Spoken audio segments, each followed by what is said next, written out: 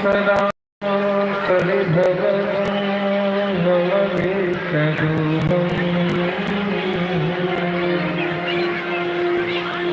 तीर्थास्पदं श्रीरहंसि शंकरं सत्याग्रहं प्रणतकाय भराजितोषं वन्दे महापुरुषते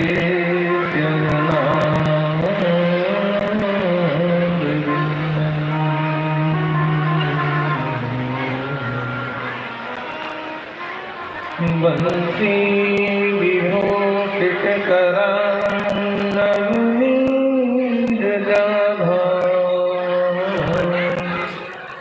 पीताम्बरा मुखलाधरूपा पूर्णेन्दुसुन्दरमुखा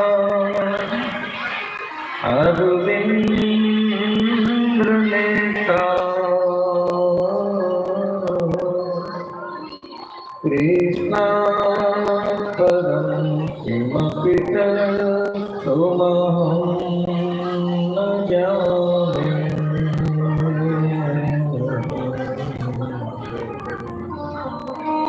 कृष्णापरं किमपि तत्त्वमहं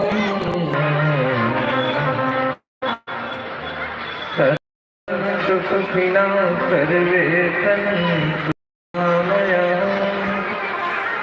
सर्वे भद्राणि पश्यन्तु मा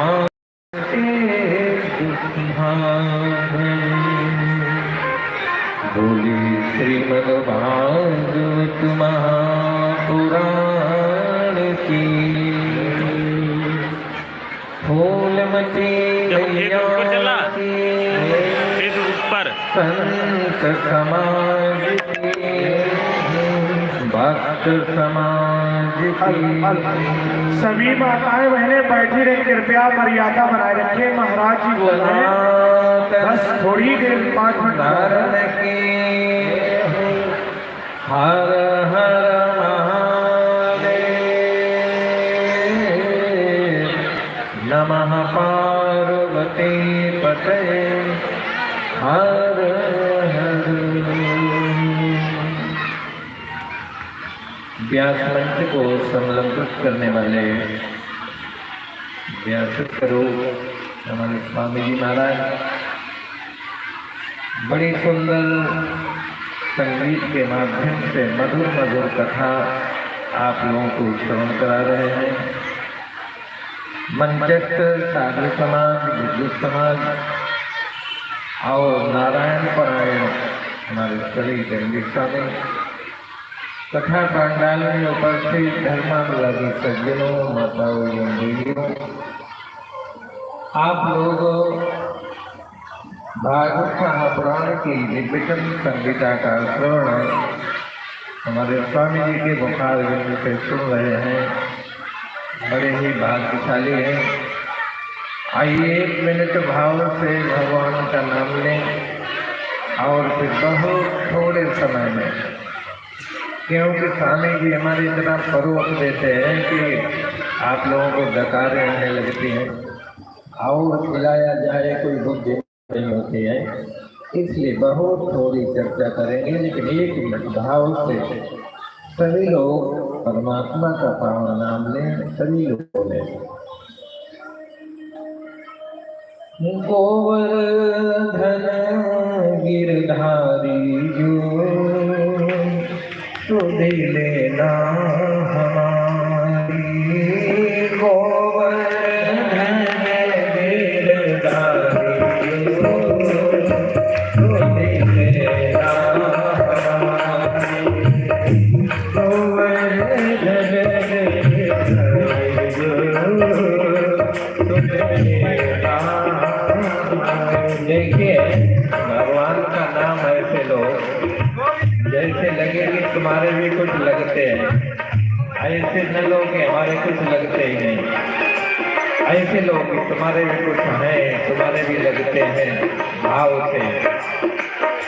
गोवर्धन गिरधारियो सुधि लेना हमारी, गोवर्धन गिरधारियो सुधि लेना हमारी, सुधि लेना हमारी, लेना हमारी, सुधि लेना लेना हमारी, सुध लेना हमारी, लेना हमारी, सुध लेना हमारी, गोवर्धन गिरधारियो सुध लेना हमारी,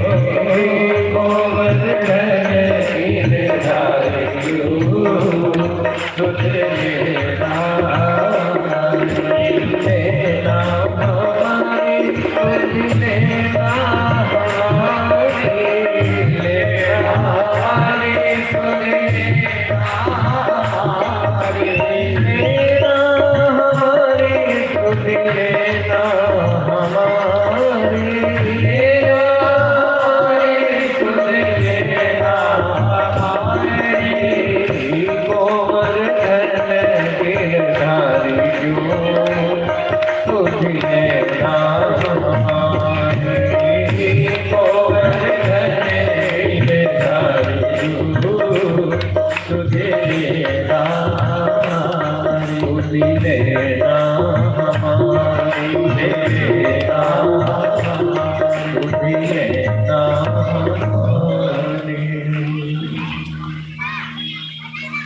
कथा पंडाल में उपस्थित धर्मानुरागी सज्जनों, माताओं एवं देवियों, बड़ी सुंदर कथा आप लोग हमारे स्वामी जी के मुखारविंद से श्रवण कर रहे हैं। कृष्ण चरित्र अति विचित्र, राम कथा अति पवित्र। विचित्र चरित्र श्रवण कर रहे हैं आप श्याम सुंदर के। बड़ी मधुर मधुर लीलाएं हमारे स्वामी जी के मुखारविंद से ऐसा लग रहा है कि श्री राम वृंदावन का दर्शन हो रहा है, प्रत्यक्ष लीलाएं हो रही हैं। देखिए, चाहे माताओं का शरीर हो, चाहे पुरुषों का हो, ये शरीर परमात्मा ने अपने कल्याण के लिए दिया है। काय के लिए दिया? कल्याण के लिए। कल्याण किसको कहते हैं? किसी को धन बहुत मिल जाए, कोई पद बहुत अच्छा मिल जाए, प्रतिष्ठा मिल जाए, तो लोग कहते हैं कि हमारा तो परमात्मा ने कल्याण कर दिया। लेकिन कल्याण का ये अर्थ नहीं होता है। कल्याण शब्द का अर्थ होता है कि जब तुम्हारे जीवन से सारे दुख परिक्रमा करके हाथ जोड़ के चले जाएं कि तुमको छुएंगे नहीं, तब समझना कि अब हमारा कल्याण हुआ है। धन भी खूब पड़ा रहता है, करोड़ों अरबों, और घर में दुख भी इतना विशाल, इतना भयानक पड़ा है, तो कल्याण कहाँ? कल्याण तो तब होता है जो जब सारे दुखों की आत्यांतिक निवृत्ति हो जाए। और ऐसा कल्याण तब होता है जब भगवान के चरणों में तुम्हारी अमायिक प्रीति होगी, माया से रहित प्रीति। क्योंकि प्रेम करने योग्य है तो कौन है? परमात्मा। जिस संसार को तुम अपना मानते हो, अपना समझते हो, ये संसार क्या है? देखो, कथा तो उधार की होती है। हमने स्वामी जी से सुनी और हमने तुमको सुनाई, किसी ने किसी से सुनी, सुनने सुनाने की परंपरा चली जाती है, लेकिन अनुभूति नगद होती है। कोई संत जब अनुभूति देता है स्वामी जी आपको कथा भी सुनाते हैं और अपना अनुभव अनुभूति भी सुनाते हैं, तो अनुभव नजर होता है।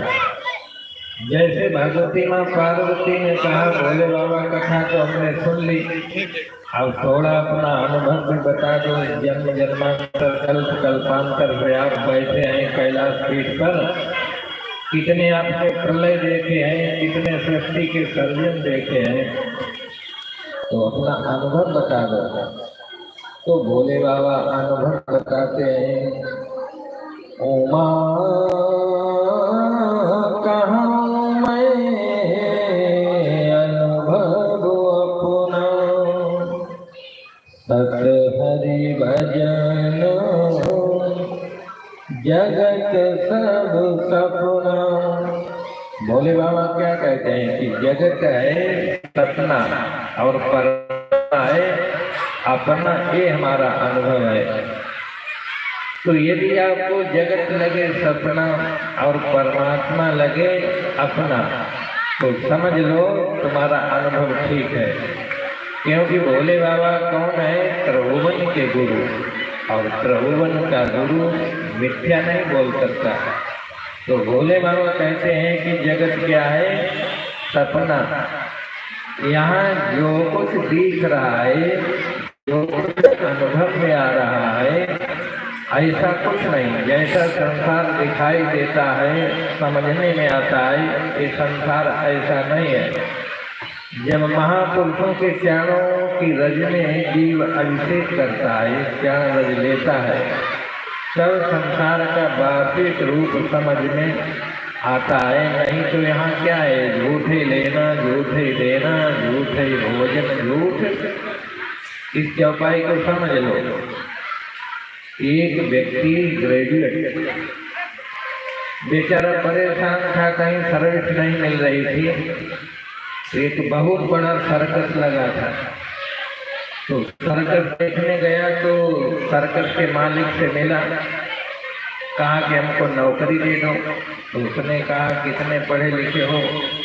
कहा मैंने ग्रेजुएट किया। तो उसने कहा इतने पढ़े लिखे वालों को हमारे यहाँ कोई सर्विस नहीं, हमारे यहाँ तो ऐसे ही कम पढ़े लिखे वालों को सर्विस देते हैं। तो वो बेचारा दुखी था, उसने कहा हमारी पढ़ाई डिग्री पर ध्यान मत दो, आप तो हमको सर्विस दे दो। तो उसने कहा ठीक है, फिर ये बताओ बंदर बनोगे? कहा क्या मतलब? कहा देखो हमारा बंदर मर गया, तुमको बंदर बनना पड़ेगा। कहा हमारा बंदर कैसे बना जाता है? कहा हमारे बंदर की खाल तुमको उड़ा दी जाएगी और तुम बंदर बन जाओगे। कहा महाराज हम बन जाएंगे। कहा तनख्वाह आपको 4000 रुपये मिलेगी। कहा महाराज बहुत अच्छा। फिर उसको बंदर बनाया गया, बंदर। और बंदर जब बना गया, छाल ओढ़ ली, तो मालिक ने कहा देखो अब सर्कस प्रारंभ होता है।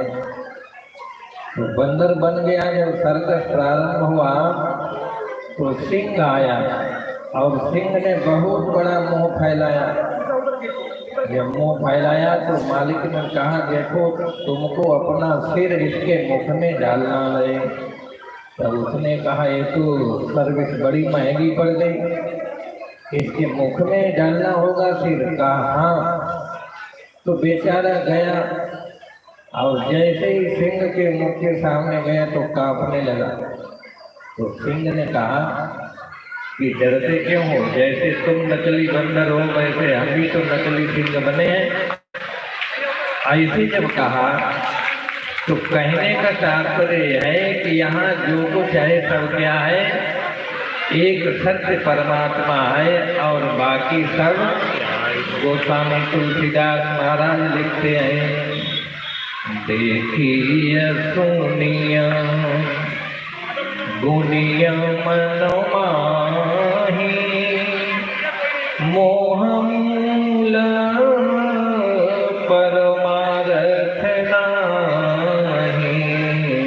देखिए सोनिया गुनिया मन माही मोह मूल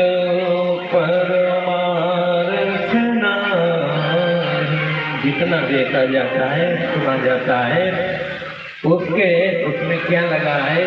मोह, अज्ञान। अज्ञान से ऐसा लग रहा है। इसलिए बुद्धिमानी यह है कि ताला खोलने की चाबी एक ही होती है। यदि कथा की तरफ घूम गई तो खुल गए, और संसार की तरफ घूम गई तो बंद हो गए। लोग कहते महाराज हमारा मोक्ष कैसे होगा? हमने कहा कथा की तरफ घूम जाओ। कन्नौज के सभी भक्त बड़े चतुर हैं, सब कथा की तरफ घूम गए। ये सब खुले बैठे हैं, सब खुल जाएंगे। और संसार की तरफ घूम गए। संसार जानते हो, नून तेल लकड़ी, पेट भरो, पेटी भरो, होटल में खाओ, हॉस्पिटल में मर जाओ, इतना ही जीवन। जो कथा सत्संग संतों की तरफ घूम जाते हैं वो खुल जाते हैं। हमारे शिखर जी इतनी सुंदर व्यवस्था करते हैं। और एक बात बता दें, ध्यान से सुन लो। इंदिरा गांधी जब जाती थी विदेश में तो कहती थी हम अकेले नहीं बोल रहे, हम 80 करोड़ जनता का प्रतिनिधित्व कर रहे हैं।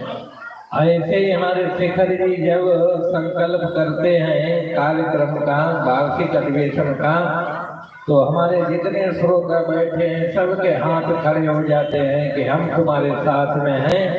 और सबका सहयोग दिल से, हृदय से, सब श्रद्धा से हमारे शिखर के साथ लग जाते हैं। परिणाम होता है कि दिन प्रतिदिन कार्यक्रम भव्य दिव्य होता चला जा रहा है। और पूर्णमती मैया की कृपा तो बरस ही रही है। तो ऐसे हमारे शिखर जी जो एक धर्म यज्ञ, ज्ञान यज्ञ करा रहे हैं, जिसमें आपकी भी बड़ी श्रद्धा प्रेम की आहुति डाली जाती है। इसलिए सभी भक्तों को बहुत बहुत मंगलमय कामनाएं, बहुत बहुत आशीर्वाद। आप धर्म की तरफ ऐसे ही दौड़ते रहें, क्योंकि व्यक्ति की सांस चल रही है, चल रहा है, ये जीने का कोई प्रमाण नहीं। जीने का प्रमाण तब है जिसके हृदय में तो धर्म से जुड़े रहो और ऐसे ही कार्यों में आपकी सहभागिता बनी रहे। आपको बहुत बहुत मंगलमय कामनाएं, बहुत बहुत आशीर्वाद। इन्हीं शब्दों के साथ में वाणी को विराम। अब आप लोग आरती और प्रसाद का लाभ